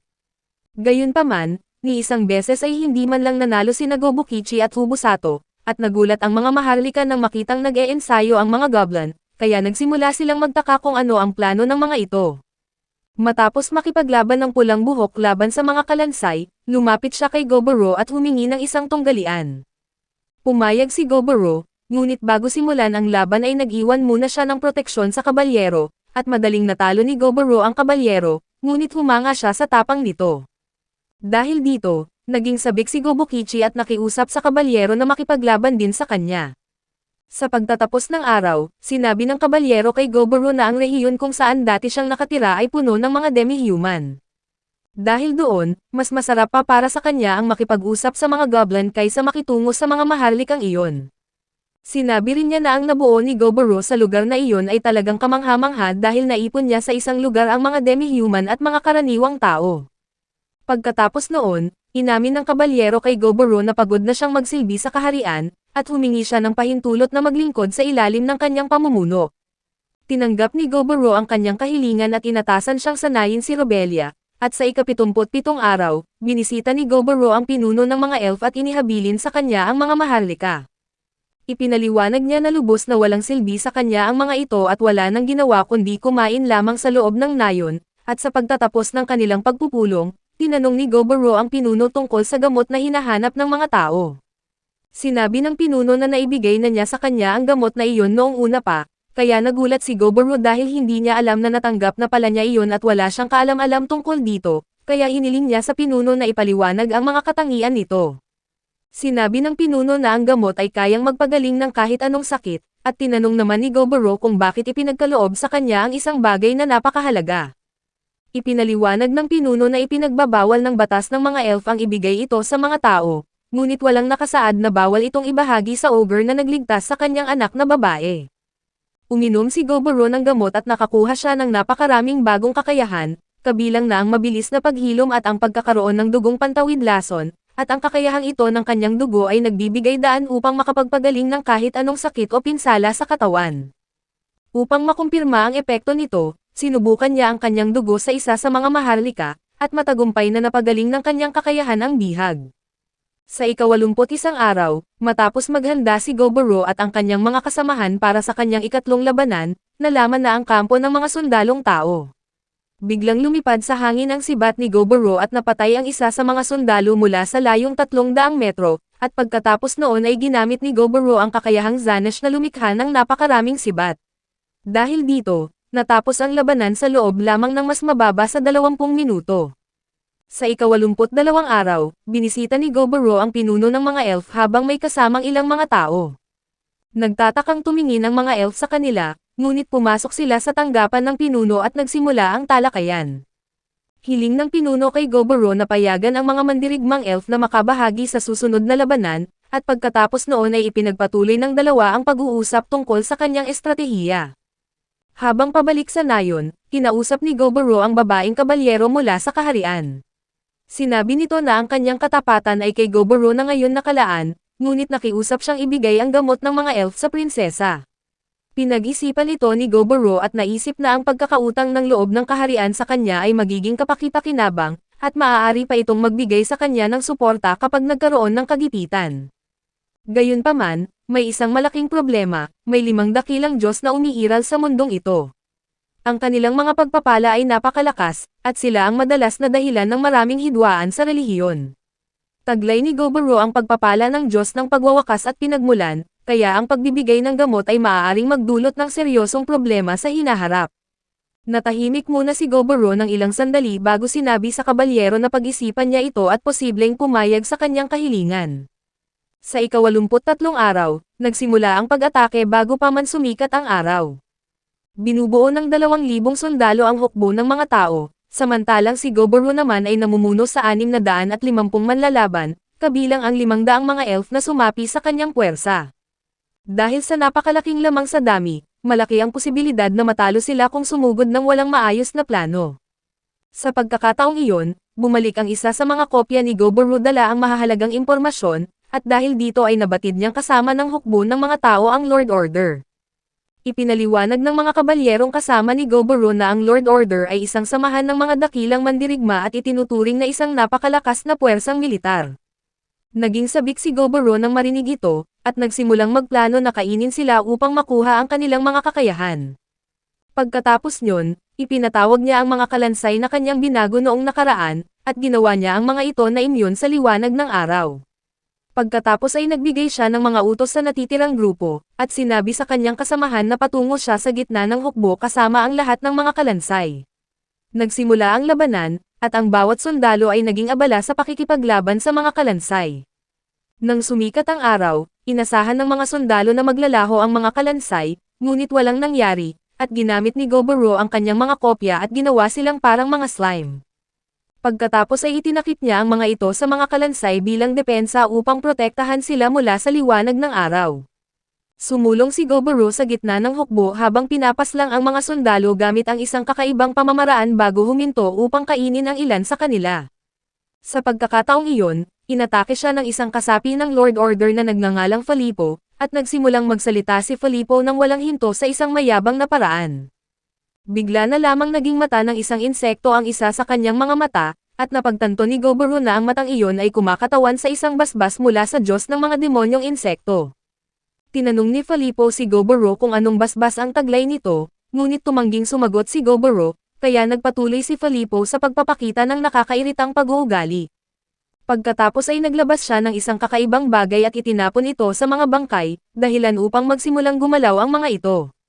Pagkatapos nyon, tinanong niya si Goboro tungkol sa pagkakaiba ng mga matatapang na mandirigma at mga bayani, at sumagot si Goboro na ang mga matatapang na mandirigma ay kayang tumulong sa kanyang grupo at magpataas ng lakas ng kanyang mga kasamahan.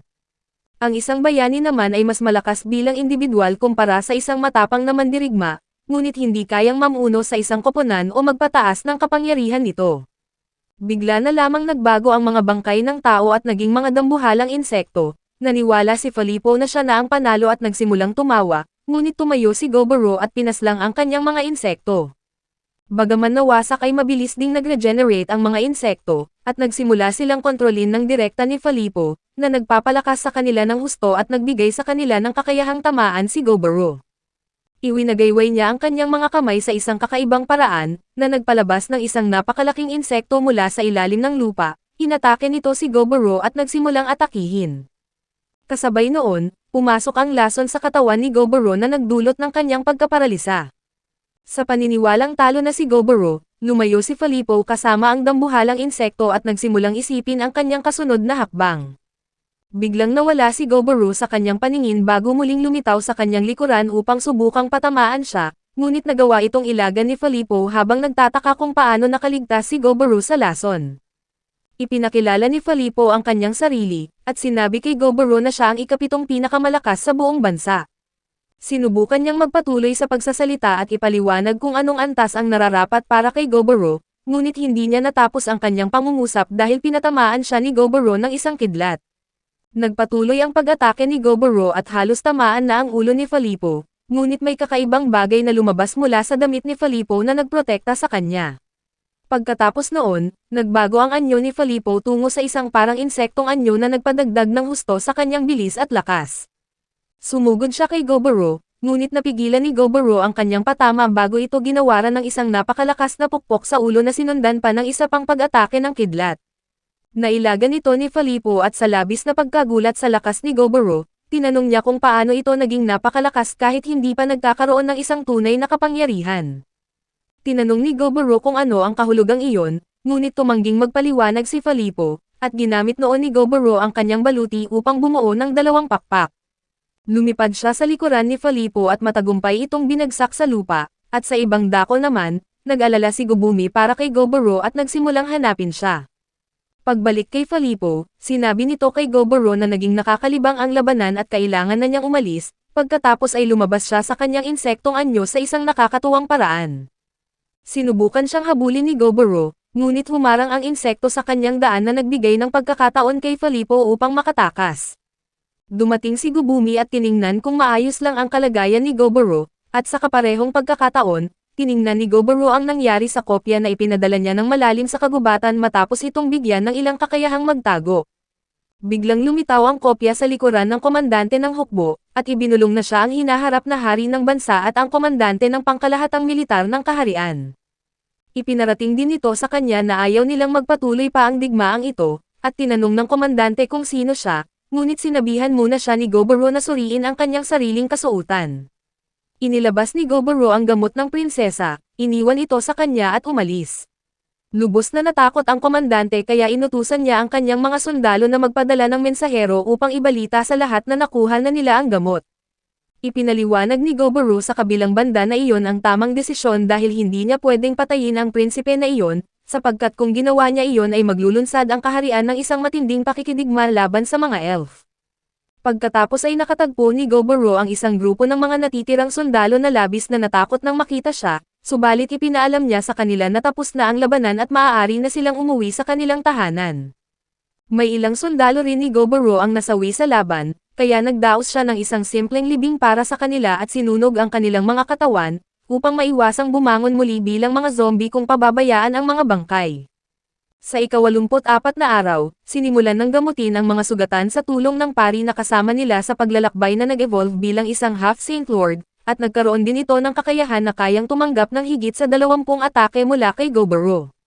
Sa parehong pagkakataon, si Hubusei ay nag-evolve sa isang natatanging lahi na nagbibigay sa kanya ng kakayahang magpalabas ng mga mata sa iba't ibang bahagi ng kanyang katawan, bagamat hindi pa siya ganap na sanay sa bagong kapangyarihang ito. 7 ring goblin ang nag-evolve para maging mga ogre, at lumapit sila kay Goboro upang ipahayag ang kanyang kagustuhang magpatuloy sa pagsasanay, hanggang sa lumakas pa sila para sa kapakanan ng kanilang mga pumanaw na kasamahan. Nagulat si Goboro sa ipinakita nilang pag-uugali dahil kilala ang mga goblin sa pagkakaroon ng makasariling kalikasan. Ang pinuno naman ng mga kobold ay nag-evolve din at nakatanggap ng bagong pangalan na Natsuji, na isang uri ng tapat na pangalang ibinibigay lamang sa mga nakakagawa ng mataas na antas. Ang mga ganitong uri ng pangalan ay lubhang mahalaga dahil kapag nalaman ng kaaway ang tunay na pangalan ng isa, maaari nila itong gamitan ng mga sumpa at salamangka. Dahil napakahaba ng pangalang iyon, nagpasya si Goboro na paikliin ito at tawagin na lamang siyang Akiteno, at pagkatapos nyon ay nahirapan si Goboro sa pagdedesisyon kung ano ang gagawin sa mga bihag na nakuha sa gyera. Inihayag niya sa mga ito na ang sino mang gustong umalis ay malayang tumakas, samantalang ang mga walang mapupuntahan ay pwedeng tumira sa nayon. Gayunpaman, nagalit ang isang lalaking may pulang buhok at sinabi na mas malalakas sila kumpara sa mga mahihinang nilalang na nagtatrabaho sa ilalim ni Goboro, sabay tanong kung bakit itinuturing lamang silang mga pansamantalang miyembro. May katotohanan ang kanyang mga sinabi dahil mas malakas nga silang tatlo kumpara sa mga hobgoblin, subalit mas pinagkakatiwalaan ni Goboro ang mga mamamayan ng kanyang nayon kaysa sa mga taong hindi niya kilala. Dahil dito, muling sinabi ni Goboro na malayang umalis ang sino mang may reklamo sa kanyang sistema. Dito na nagdeklara ang lalaking may pulang buhok na lalabanan niya ang pinuno ng mga sundalo ni Goboro, at kapag nanalo siya ay sila na ang humawak ng pamumuno. Humarap mismo si Goboro upang makipaglaban dahil siya ang pangkalahatang pinuno ng grupo, subalit sinimulan siyang kutsain ng mga ito sa pagsasabing isang ogre lamang ang kanyang pinuno, dahil ang buo nilang akala ay ang dampir na si Gubumi ang tunay na namamahala.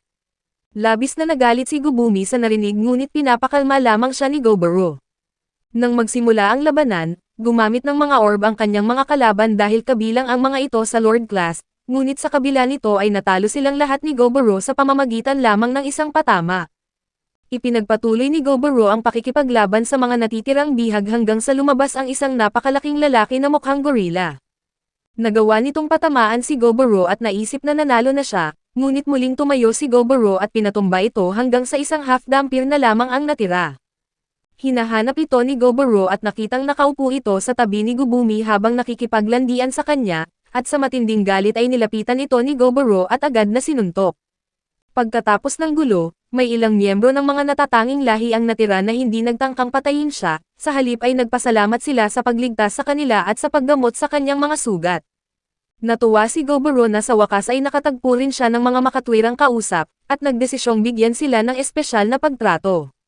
Bago pa man niya matapos ang kanyang sasabihin ay bumalik ang vampira, at sa pagkakataong ito ay kay Goboro naman nakipaglandian. Sinabi nito kay Goboro na napakabango ng kanyang amoy at ang kanyang dugo ang pinakamasarap na dugong natikman nito kailanman. Dahil dito ay agad na ipinagpatuloy ni Goboro ang pagpalo sa kanya, habang si Gobukichi naman ang naatasan sa kanyang pagsasanay. Pagkatapos ay binisita ni Goboro ang panday at nakitang may ilang dwarf na karpintero ang tumutulong sa kanya, at ginugol niya ang natitirang bahagi ng araw sa pag-aasikaso ng iba't ibang gawain hanggang sa lubos siyang mapagod. Sa ika-85 araw, sama-samang pinaganda ng lahat ang mga bukal upang maipakita ito ni Goboro sa mga elf bilang isang regalo. Nang kasunod na araw, nag-ensayo siya kasama ang mga pansamantalang miyembro at nagsanay ng isang bagong kakayahan, at sa ika-87 araw ay binigay ng mga dwarf kay Goboro ang isang hammer bilang isa sa kanyang mga pinakamagandang likha. Nang araw ding iyon ay pumasok siyang mag-isa sa kagubatan, ngunit kailangan niyang itago ang kanyang presensya upang hindi siya maamoy ng mga nilalang doon at hindi magsitakbo ang mga ito. Sa ika-88 araw, nagtanim sila ng mga mahiwagang binhi ng prutas at gulay na mas mabilis lumaki, at nagbibigay ng mas mataas na benepisyo sa kalusugan kaysa sa mga ordinaryong pananim. Sa kasunod na araw, may ilang pansamantalang miyembro ang nagpasyang umuwi sa kani-kanilang tahanan.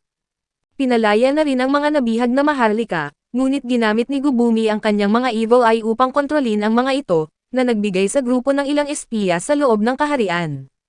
Pagkatapos ay ipinaalam ni Goboro sa pinuno ng mga elf na umatras na ang hukbo ng mga tao, at inanyayahan siya at ang kanyang mga kasamahan sa isang handaan sa Rudo Elf kung saan nagsayaw at kumanta ang mga elf. Bagamat ipinagbabawal ng batas ng mga elf ang pagkakaroon ng malapit na ugnayan sa mga tagalabas, itinuturing si Goboro bilang kaibigan at kakampi ng pinuno. Naging mahigpit lamang ang pinuno sa patakarang ito, matapos lumabag ang kanyang nakababatang kapatid sa pamamagitan ng pakikipag-ugnayan sa mga tagalabas hanggang sa tuluyan na itong umalis. Mula noon ay patuloy niyang hinihintay ang pagbabalik ng kanyang kapatid, at sa ika-90 araw ay nakatuklas si Gobo ng ilang mga spirit stone. Kinain ito ni Goboro at nagkamit ng mga bagong kasanayan bago ginugol ang araw sa pagsasama ng mga kalansay at nilalang na slime upang lumikha ng mga kakaibang bagay. Napagkamalan ng iba na isang companion monster ang isa sa kanyang nilikha, ngunit ipinaliwanag ni Goboro na iyon ay isang sasakyan, at sinabihan niya ang mga tao na ibabalik na niya sila sa kani-kanilang tahanan. Inakala ng mga ito na pinipilit silang umalis, ngunit nilinaw ni Goboro na layunin niyang tuparin ang kanyang pangako kahit na humiling pa silang manatili. Sa ika-91 araw, natapos na ang paggawa sa mainit na bukal na may magkahiwalay na bahagi para sa mga lalaki at babae. Pagkaraan ay nagsanay si Robelia kasama ang kawal na may pulang buhok at malungkot na nagtanong kung may balak ba itong bumalik sa kanyang baryo, at sumagot ang kawal na hindi pa ito nakapagdesisyon, at tila hindi naman nagmamadali si Goboro na pabalikin sila. Nang kasunod na araw, nangolekta ng mga prutas si Goboro at ang mga kababaihan, habang ang ika-73 araw naman ay ginugol sa pagdiriwang para sa pagdating ng mga bagong miyembro. Sa ika-74 na araw ay hinati ang lahat sa 5 grupo, at sa unang grupo ay kabilang sina Goboro at Gubumi, kasama ang 5 tao at ang 3 lord. Sa ikalawang grupo naman ay sina Gobukichi at Gubyo, kasama ang pari at 4 na kobold. Ang ikatlong grupo ay binubuo ni Hubusato at Hubusei, kasama ang 3 elf, 1 tao at 3 goblin, at 1 pari. Bawat grupo ay may 4 na layunin, ang mangalap ng impormasyon tungkol sa labas na mundo, malutas ang sariling mga problema at tulungang mag-evolve ang bawat miyembro, at ang pinakamahalaga sa lahat ay ang tiyaking walang sino mang mamamatay. Sa ika-75 araw, nagpaalam na ang lahat at naglakbay patungo sa iba't ibang destinasyon. Ang grupo ni Goboro ay nagtungo sa pinoprotektahan na lungsod ng Trian, kung saan orihinal na nakaplanong pumunta ng mga kababaihan. Pagkaraan ng 6 na araw, nakarating sila sa Trian kung saan 25% ng populasyon ay binubuo ng mga demi-human. Noong una ay napagkamalan ng mga bantay na isang pag-atake ang kanilang pagdating, ngunit mabilis na ipinaliwanag ng mga kababaihan ang tunay na sitwasyon. Sa tavern, pinapili ni Goboro ang mga kababaihan kung nais nilang manatili sa lungsod o bumalik kasama niya sa baryo, at binisita niya ang guild habang ang iba naman ay nagbenta ng mga nakolektang kagamitan. Sumalakay sa kanya ang ilang tao pagkarating niya, ngunit madali lamang niya silang tinalo. Nang ipaliwanag ni Goboro na sila ay mga mersenaryo, sinabihan siya ng isang matandang lalaki na kailangan muna niyang magparehistro bilang isang adventurer. Matapos kumpletuhin ang mga pamamaraan, opisyal na natanggap ni Goboro ang kanyang status bilang adventurer. Pagkaraan ay muli siyang nakipagtagpo sa grupo at nagpatuloy sa pangangalakal bago nagpanggap bilang si Tomokoy Kanata, ang kanyang anyong tao mula sa kanyang nakaraang buhay upang mangalap ng impormasyon. Habang ginagalugad ang lungsod, narinig niya ang mga taong pinag-uusapan ang isang ogre na may mga tato at napagtanto niyang siya ang pinag-uusapan ng mga ito. Sa isang eskinita ay ilang magnanakaw ang nagtangkang pagnakawan siya, ngunit tinalo at kinain sila ni Goboro, dahilan upang makakuha siya ng mga bagong kasanayan habang napansin niyang pare-pareho ang mga rings na suot ng mga ito. Pagkatapos noon ay narinig niyang nakikipagtalo ang isang binata sa mga kriminal, na tumangging pakawalan ang isang kinidnap na babae kahit natanggap na ang ransom. Humihingi ang mga ito ng 3 beses na mas mataas sa orihinal na bayad, at napansin ni Goboro na suot din ng mga ito ang parehong mga rings. Galit na hiningi ng binata ang pagpapalaya sa prinsesa at bumunot ng kanyang espada, ngunit nadaig siya ng mga kriminal at tinangkang patayin. Lumapit si Goboro at niligtas ang binata, at nagkabit din siya ng isa sa kanyang mga kopya sa isang tumakas na magnanakaw upang masundan ang mga ito. Nagalit ang binata dahil pinatakas ni Goboro ang magnanakaw, ngunit sinuntok siya ni Goboro dahil sa hindi pagpapakita ng utang na loob at ipinaliwanag na mayroon siyang dahilan. Pagkatapos ay binigyan niya ito ng isang communication card bago sandaling ipinakita ang kanyang anyong ogre, at muling nagpalit ng anyo bilang si Tomokoy Kanata at umalis. Ipinaliwanag ng binata na ang prinsesa ay naglalakbay sa lungsod nang nakatago ang pagkakakilanlan, ngunit ito ay nakidnap, at tiniyak sa kanya ni Goboro na alam na niya ang kinaroroonan ng kriminal. Gamit ang kopya, nahanap nila ang prinsesa kasama ang mga dokumentong nagpapatunay na nakaplano ng maaga ang pagkidnap, at nilipol ni Goboro ang mga kriminal at sinunog ang kanyang pagtataguan. Pagkatapos ay nakiusap siya sa binata na itago ang katotohanan at sabihing itinanghal ng prinsesa ang pagkidnap bilang isang laro. Gayunpaman, tumanggi ang binata at nagpumilit na ibalita ito sa hari upang hindi na muling mangyari, kaya ginamitan siya ng mahika ni Genki at binura ang kanyang alaala tungkol sa insidente. Sa ika-103 araw ay dumating ang balita na may bagong henerasyong isinilang, at dahil naghahanda na si Goboro sa kanyang pag-alis, sa wakas ay ipinahayag na ng mga kababaihan ang kanyang desisyon. Naimpake na ng lahat ang kanyang mga gamit at piniling bumalik kasama niya sa baryo, at bago siya umalis, naghintay sa ibaba ng inang nailigtas na prinsesa. Nakilala niya si Goboro bilang ang ogre na nagligtas sa kanya at ipinakilala ang sarili bilang si Robelia, ang unang prinsesa ng kaharian ng Sternbert. Dahil pinamumunuan ni Goboro ang isang grupo ng mga sundalo, kinuha niya ito upang ihatid siya sa kabiserang lungsod ng Oathfield. Nagtaka si Goboro sa kawalan nito ng takot at tumanggi siya, at sinabihan ang prinsesa na umasa na lamang sa kanyang mga personal na bantay, ngunit pinalabas naman ni Robelia na mahina at walang silbi ang mga ito. Ipinaalala ni Goboro sa kanya na ang kanyang grupo ay may sariling mga responsibilidad, at pinagalitan ito sa pakikihalubilo sa mga ordinaryong mamamayan ng walang proteksyon. Tumawa lamang si Robelia at sinabing walang sino man ang nakipag-usap sa kanya ng ganoong paraan kailanman, at pagkatapos ay inihayag ng binata na ang gantimpala ay isang gintong plaka na nagkakahalaga ng 1,000,000 gintong barya.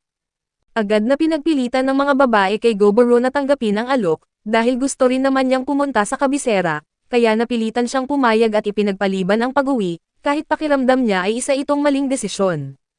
Bago umalis, tinanong ni Goboro kung nasaan ang mga gwardya ni Robelia, at inamin ng prinsesa na tumakas siya nang hindi nagpaalam sa mga ito. Nangangahulugan ito na sa tingin ng iba ay isa ng kriminal si Goboro sa halip na tagapangalaga, ngunit dahil pumayag na siya ay wala na siyang paraan para umatras pa. Sa kanilang paglalakbay, nangaso sila ng kalabaw at gumawa ng steak, at nagpaamo rin si Goboro ng isang ligaw na baboy ramo upang humila ng karwahe, sa halip na gamitin ang kanyang kakayahan. Naging mahirap samahan si Robelia dahil paulit-ulit nitong inilalagay ang sarili sa panganib, at sa ika-104 na araw, nangaso sila ng isang kakaibang ahas na may shell ng pagong. Pagkatapos noon ay bumuti ang pag-uugali ni Robelia at sabay silang kumain, at maglaon ay nakipaglaban si Goboro sa binata habang nakisali rin ang prinsesa sa kanila. Kinagabihan, pinag-uusapan nila ang kanyang ruta, ang 100 ay dumadaan sa rehiyon na tinitirhan ng mga pinakamalakas na agila sa kabundukan, kung saan ang pinuno nilang kulay berde ay may hawak na espesyal na pagpapala. Sa sandaling marinig ni Goboro ang tungkol sa napakalakas na kalaban ay iyon agad ang rutang pinili niya. Bagaman tumutol ang lahat ay nakarating na sila sa lugar, nagsimula ng mangaso si Goboro ng mga agila at napansin niya na napakasarap ng karne ng mga ito. Pagkatapos noon, nakatagpo nila ang pinuno ng mga agila na may napakalaking sukat, at agad na nagsimula ang labanan sa pagitan ni Goboro at ng agila. Isang buong oras ang lumipas kaya nagsimulang mag-alala ang lahat para sa kanya, ngunit ipinaalala ni Gubumi na minsan na niyang nakalaban ang pulang oso sa loob ng buong magdamag. Pagkalipas ng ilang oras, biglang tumigil ang mga ingay sa labas kaya lumabas ang lahat sa karwahe upang tingnan ang nangyari. Doon ay natuklasan nilang naputol ang isa sa mga kamay at binti ni Goboro, bagaman ganoon ang nangyari ay nagpapatuloy pa rin ang labanan. Kinuha ni Goboro ang kanyang naputol na kamay at binti sa kakinain ang mga ito, at biglang bumalik ang dalawang bahagi ng katawan sa kanilang orihinal na kinalalagyan. Sinabi niya sa agila na tapos na ang pagsasanay at oras na para sa totoong laban, at sa isang hampas lamang ay matagumpay na pinatay ni Goboro ang pinuno ng mga agila. Pagkatapos noon, lumapag siya sa tabi ng bangkay nito at nakatagpo ng isang espiritong bato malapit sa puso ng agila. Ang batong ito ay pwedeng gamitin upang gumawa ng napakalakas na gamit na may mahika, o kaya ay ibenta sa halagang kayang bumili ng isang buong bansa. Matapos kainin ng agila, nakakuha si Goboro ng mga bagong kakayahan, at tinanong siya ng prinsesa kung bakit niya kinakain ang mga nilalang na kanyang natatalo. Naitanong na rin kay Goboro ang kaparehong tanong sa kanyang nakaraang buhay kaya ibinigay niya ang kaparehong sagot, kinakain niya ang mga ito dahil siya ang pumatay sa kanila. Dahil siya ang naging sanhi ng kanyang kamatayan, ang paglamon sa kanila ay nagbibigay sa kanya ng pagkakataon na dalhin ang kanyang puot at sama ng loob. Sa ika-109 na araw ay nakarating ang grupo sa Mason Village, ngunit sa simula ay inatake sila ng mga Baryano, ngunit gumamit ang prinsesa ng isang gayuma na nagpatahimik sa lahat kaya nakalampas sila ng ligtas. Sa oras na iyon, natuklasan nila ang isang kahangahangang talon at namangha sila sa kagandahan nito. Nang tanggapin sila ng mga Baryano dahil sa presensya ng prinsesa, dinala nila ang grupo sa mansyon ng gobernador kung saan sila mananatili. Ginugol nila ang natitirang bahagi ng araw malapit sa talon, at sa pagtatapos ng araw ay nagdaos sila ng pagdiriwang para sa lahat sa baryo kung saan sumayaw at nag-enjoy ang lahat. Sa ika-110 araw, maaga silang umalis at patungo sa kabundukan tulad ng naitalaga, at pumasok si Goboro sa karwahe at napansin niyang mukhang pagod ang kambal na magkapatid. Ipinaliwanag ng mga ito na napagod sila noong nakaraang araw dahil naghanda sila ng pagkain para sa buong baryo.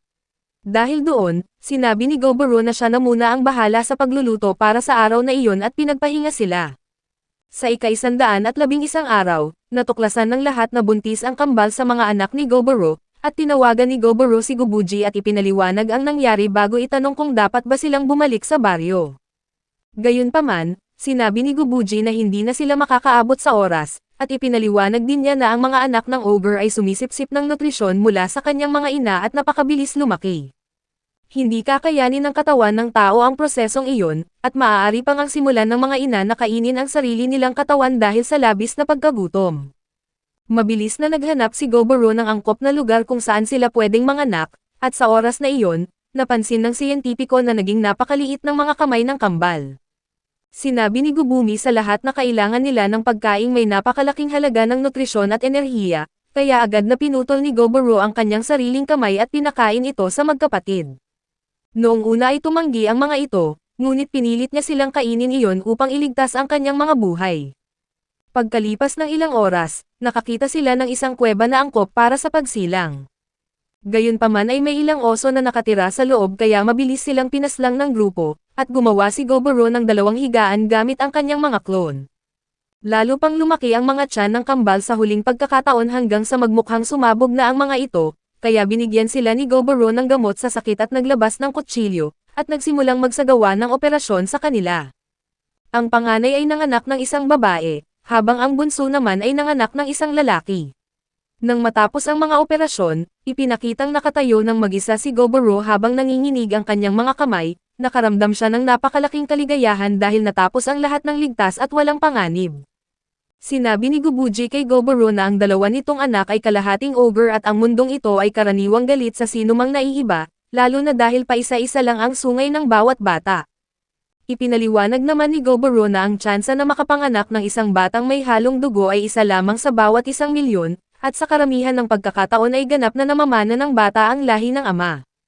Sinabi pa ni Goboro kay Gubuji na ginagalang niya ito at napakarami niyang natutunan mula rito, ngunit tumanggi siyang iwanan ang dalawang bata tulad ng tila ipinapahiwatig ni Gubuji. Muling napansin ni Goboro na ang bawat bata ay ipinanganak na may 2 orb, na isang senyales na taglay nila ang Lord Rank. Naniniwala siyang nangyari ito dahil sa mga orb na kanyang kinain mula sa dragon na hinuli niya noong una. Pinangalanan ni Goboro ang batang babae na Aura at ang batang lalaki bilang Argento, at ang nakababatang kapatid na babae na nakasuot ng pula ay pinangalan ng Alma, samantalang ang nakatatandang kapatid ay pinangalanan namang Felicia. Sa ika-112 araw, mag-isang lumabas si Goboro upang maghanap ng makapangyarihang halimaw. Sa kanyang paghahanap, nakatagpo siya ng pinakamagandang halimaw na nakita niya sa buong buhay niya na nagmumukhang isang buhay na obra maestra. Sa sandaling makita niya ito, napagtanto niyang ang tsansa niyang matalo ito ay nasa 30% lamang, at nang naghahanda si Goboro para sa laban ay hindi siya inatake ng halimaw. Bigla na lamang itong tumalon ng napakabilis at tumakas, na naiwan lamang ang mga sungay nito, at inilagay ni Goboro ang mga sungay sa loob ng kanyang imbakan at nagpas siyang ibahagi ang mga ito sa kanyang mga anak. Sa kanyang pagbabalik, kinain niya ang ilang puting slime hanggang sa siya ay mabusog, pagkatapos ay nakakita siya ng isang grupo na nakikipaglaban sa isang kawan ng mga dambuhalang toro. Napagtanto ni Goboro na sila ang pinakamalakas at pinakaorganisadong grupong nakatagpo niya sa mundong ito hanggang sa kasalukuyan. Gayunpaman, ang pinuno ng mga toro na ang lahi ay kilala bilang Fomorian ay nagpalabas ng isang napakamakapangyarihang kakayahan, kaya sa sandaling iyon ay naniwala si Goboro na natalo na ang grupo sa laban. Bago pa maibigay ng pinuno ng Fomorian ang huling patak ng lakas, umatake si Goboro mula sa malayo at pinatay ito. Naghanda ang pinuno ng grupo na harapin si Goboro, ngunit lumapit si Goboro sa kanya at sinabing maganda ang kanilang laban. Pagkatapos ay nag-imbento si Goboro ng isang kwento at sinabi sa kanila na nagtatrabaho siya para sa isang tao, at naniwala naman ang pinuno ng grupo sa kanya, at sinabi rin ni Goboro na gagamutin niya ang kanilang mga pinsala. Nagpasalamat ang pinuno sa kanya, habang si Goboro naman ay nagulat dahil naniwala talaga ang lalaki sa kanyang ginawang kwento. Pagkaalis ni Goboro, sinabi ng pinuno sa kanyang mga kasamahan na noong nakatayo ito sa harap niya ay wala siyang narinig na anumang natatanging tunog, nangangahulugan iyon na hindi pa naaabot ni Goboro ang buong lakas. Hindi nagawang gumalaw ng pinuno patungo sa kanya, dahil nagtataglay siya ng kakayahang katulad ng panghuhula, at nagbabala ito sa kanya na mamamatay silang lahat kapag inatake nila si Goboro. Sa paglubog ng araw ay bumalik si Goboro sa kuweba, pagkatapos ay kinain niya ang ilang bahagi ng halimaw na kanyang pinatay at nakakuha ng napakaraming kakayahan. Pagpasok niya sa kuweba, nagulat siya nang makitang nakakapagsalita na ang kanyang mga anak, nagsimula silang tawagin siyang ama, at lumuhod si Goboro sa katuwaan at masayang sumigaw na ang kanyang mga anak ay mga henyo. Pagkatapos noon, pinakain niya sa kanila ang mga sungay ng halimaw, at biglang may kakaibang liwanag na lumabas at pumalibot sa dalawang bata, at tila ba napakalaki ng kanyang itinaas sa ebolusyon. Kumain din ng bahagi ng sungay si Goboro at ang batang babaeng may pulang buhok, at napalibutan din sila ng liwanag at nakakuha ng napakaraming kakayahan. Isang bagong katotohanan ang nabunyag, na ang usang iyon ay hindi pala isang nilalang na kayang talunin ni Goboro sa kanyang kasalukuyang antas. Kung nakipaglaban talaga siya rito ay tiyak na namatay siya, kaya labis na nadismaya at nabagabag si Goboro at hindi siya makatulog. Sa huli ay pinilit na lamang niya ang kanyang sarili na makatulog, at habang siya ay natutulog, ilang mensahe mula sa sistema ang lumabas at nagbigay alam sa kanya na mag-e-evolve siyang muli. Nabigyan din siya ng isang tunay na pangalan na Yatin Dushi, kasama ang isang natatanging kakayahan at iba pang mga kapangyarihan. Gayunpaman, nabigo ang sistema na kumpletuhin ang ebolusyon at isang mensahe ang lumabas na nagsasabing nagkaroon ng error. Isinasaad ng error na ang dalawang kakayahan ay mananatiling sarado dahil hindi pa naaabot ni Goboro ang kinakailangang antas upang mabuksan ang mga ito. Sa wakas, Isa pang mensahe ang lumabas na nag-aanunsyo na ang mga napiling tagasunod ng 8 Demon Generals ay sasailalim sa pag-unlad ng ebolusyon. Sa ika-114 na araw, tinawid ng grupo ang mga kabundukan, ngunit bigla na lamang ang siyentipiko at ang panday na si Emory ay nagsimulang magpakita ng parehong mga sintomas ng pagbubuntis tulad ng dati, kaya nagtayo ng kampo ang lahat. Dahil naranasan na ito ni Goboro noon, mabilis niyang naayos ang sitwasyon. Ipinanganak ni Emory ang isang high ogre na batang lalaki na pinangalan ng Oni, habang ipinanganak naman ni Spanel ang isang tao na batang babae na pinangalan ng Nicola. Nang ligtas na ang lahat ay nagpatuloy ang paglalakbay, at sa ika-115 araw, ang nagpapanggap na prinsesa ay nakarating malapit sa kabiserang lungsod ng Oathfield. Pinatira ni Goboro ang mga ina sa inn habang ang iba naman ay patungo sa guild ng mga adventurer. Ang ilang adventurer ay humamon sa kanya, ngunit sinabihan niya ang mga ito na talunin muna ang kanyang 3 tauhan at nag-alok pa ng 5 pilak na barya bilang gantimpala. Walang sino man sa kanila ang nagtagumpay, na labis na ikinatuwa ng Vampire Lord, pagkatapos ay itinaguyod ni Goboro ang kanyang grupo bago namili kasama sina Gubumi at Rubelia. Sa kanyang paglalakbay, bumili siya ng kamera mula sa isang negosyante at sa kalaunan ay kumuha ng walang katapusang litrato ng kanyang mga anak. Nakipag-ugnayan si Goboro sa ibang mga grupo ngunit natuklasan niyang ang ika-4 na grupo ay walang pinuno at patuloy na nag-aaway. Hindi inaasahang itinalaga niya si Huburin bilang pinuno ng mga ito, sa kabila ng mga pag-aalala nito tungkol sa isang goblin na nag-uutos sa mga mas mataas na lahi. Nang makipag-ugnayan siya sa grupo ni Gobukichi, labis siya nasindak nang makakita ng isang pangitain kung saan siya ay patay na.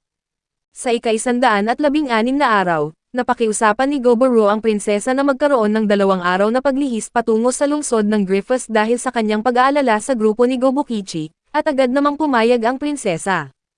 Kinabukasan, naglaan ng oras si Goboro sa kanyang mga anak bago niya natagpuan si Gubumi na hawak ang lumang kwintas mula sa kanyang mga araw bilang isang goblin. Sa pag-imbaw ng pangungulila at kalungkutan dahil wala pa rin siyang sariling anak, naglabas ng damdamin si Gubumi at agad naman siyang inaliw ni Goboro. Sa ika-118 araw ay nakarating sila sa Griffiths, at sa labas ng lungsod, nag-uusap ang mga adventurer tungkol sa isang minotaur na maging ang isang Panginoon ay nabigong talunin. Sa loob naman, natagpuan ni Goboro sina Gobukichi at Gubyo sa kani-kanilang mga bagong ebolusyon. Inihayag ng dalawa na may isang halimaw sa loob ng lungsod na nagpipilit sa mga lumalaban na harapin ang pinakamalakas na taong kaya nilang isipin. Naalala ni Gobukichi si Goboro na natalo, pagkatapos ay natanggap niya ang pagpapala ng Diyos ng Kidlat, at sa huli ay natalo ang kopyang iyon. Dahil dito, nag-evolve siya bilang isang bagong uri ng Minotaur, habang si Gubyo ay naging isang Earth Lord, ngunit bago pa man makapagpahinga si Goboro ay hinamon siya ni Gobukichi sa isang laban. Nagtipon ang napakalaking pulutong ng mga tao habang inihahayag ni Gobukichi na ang kanyang hangarin ay maging kapantay ni Goboro upang maging tunay silang magkaibigan. Pareho silang lumaban ng seryoso gamit ang kani-kanilang mga sandata, pinagsama ni Gobukichi ang mahika ng apoy at kidlat at nasira pa nga nito ang kanang mata ni Goboro, ngunit agad din itong gumaling. Matapos ang palitan ng mga makapangyarihang atake, ginamit ni Goboro ang kanyang solid power, naipit si Gobukichi at halos matalo na. Nakataka si Gobukichi gamit ang apoy at lumipad gamit ang kanyang kalasag, at hindi sinasadyang nakawalan ng isang mapanganib na kakayahan na nagbanta sa mga manunood. Galit na tinapos ni Goboro ang laban gamit ang Demon Eye, habang naaalala ang unang aral na itinuro niya kay Gobukichi na huwag kumain ng nag-iisa. Sa ika-121 araw, nakarating ang grupo sa kabiserang hari. Sa kanyang pagkamangha sa maunlad na sibilisasyon, sumunod si Goboro kay Prinsesa Rubelia patungo sa palasyo, kung saan nangako ang prinsesa na bibigyan siya ng gantimpala mamaya, at matapos libutin ang kahangahangang palasyo ay nag-enjoy sila sa isang magarang kapistahan. Kinabukasan, ibinigay ni Rubelia kay Goboro ang memorandum ng prinsesa na nagbibigay sa kanya ng libreng pagpasok sa kabisera. Nang magtanong si Goboro kung bakit labis ang tiwala nito sa kanya, inihayag ng prinsesa na ginugol niya ang buong paglalakbay sa pagsusuri ng kanyang pagkatao, at nabuo ang impormasyon na ang isang taong tulad niyang matalino ay hindi kailanman magiging kaaway ng kaharian. Napagtanto ni Goboro na nagkukunwari lamang palang hangal ang prinsesa sa buong panahon, at pabiro na idinagdag ng prinsesa na ang dokumentong iyon ay magpapadali sa pag-recruit sa kanya para sa mga susunod na misyon. Matapos magpaalam sa kanya, umalis si Goboro sa kabisera matapos palihim na ikalat ang kanyang mga kopya sa buong lungsod, sa paniniwalang babalik din sila balang araw. Sa ika-124 na araw ay nababagabag pa rin si Gubumi, dahil nakarating na siya sa antas 89 ngunit hindi pa rin nag-e-evolve. Sinisimulan siyang sanayin ni Goboro sa pamamagitan ng pagpapalabas ng mga makapangyarihang higante. Natalo niya ang 5 Fomorian at 20 Ogre, ngunit nanatiling walang bago sa kanyang antas. Pinuri pa rin ni Goboro ang kanyang mga pagsisikap, at hindi nagtagal ay bumagsak si Gubumi, na sinundan ni Goboro na naubusan na ng tuluyan ng kanyang mana. Sa kalagitnaan ng gabi, nag-evolve si Gubumi bilang isang noble vampire at natanggap ang kanyang tunay na pangalang Katerina. Sa ika-126 na araw, nakabalik na rin sa wakas ang grupo sa kagubatan, at natuklasan nilang napalawak na ng husto ang nayon dahil naging napakaliit na ng lumang kuweba. Ipinakita ni Gobukichi kay Goboro ang mga bagong sakahan at mga alagang hayop, ang bagong tagapagbantay ng kagubatan, at ang mga kaibig-ibig na nilalang na mukhang pusa na napakahusay gamit ang kani-kanilang mga kamay. Biglang dumating ng mabilis ang paring si Seiji at inihayag na naghihingalo na si Gubuji, kaya nagmadali si Goboro at ang iba papatungo sa kanyang tabi. Matapos makipagkilala sa mga anak ni Goboro, buong pagmamalaking narinig ni Gubuji ang tungkol sa mga bagong ebolusyon ng lahat. Si Goboro ay isa ng Overlord na nagngangalang Aparo, si Gobukichi ay naging Minokichi, si Gubumi ay naging Kanami at si Gubyo ay nanatiling walang pagbabago. Biniro pa ni Gubuji ang masamang panlasa ni Goboro sa pagbibigay ng pangalan bago nagpasalamat sa lahat para sa pagbibigay sa kanya ng isang makabuluhang huling kabanata sa kanyang buhay. Matapos siyang gawing abo, nagdaos si Goboro ng isang tournament bilang pagpaparangal sa kanya. Walang dalang sandata ang bawat isa sa kanilang paglaban, at ang mga antas ay maaaring makaapekto sa posisyon ng bawat miyembro sa loob ng grupo. Matapos ang mga labanan, nakuha ni Goboro ang unang pwesto, pangalawa si Gobukichi, pangatlo si Gubumi at ika-4 si Gubyo, ika-5 si Hubusato, ika-6 si Hubusei, ika-7 si Netsuki at ika-8 si Fuki. Nagwakas ang pagdiriwang sa pamamagitan ng pagsasama-sama ng lahat sa isang salo-salo. Sa ika-127 na araw, nakipag-ugnayan si Prinsesa Robelia kay Goboro para sa isa pang misyon. Bagaman sinasabi nitong simple lamang ito, agad na napagtanto ni Goboro na may itinatago itong mas malaking bagay, at pinagtibay ng impormasyong nakalap ng kanyang mga kopya ang kanyang mga hinala.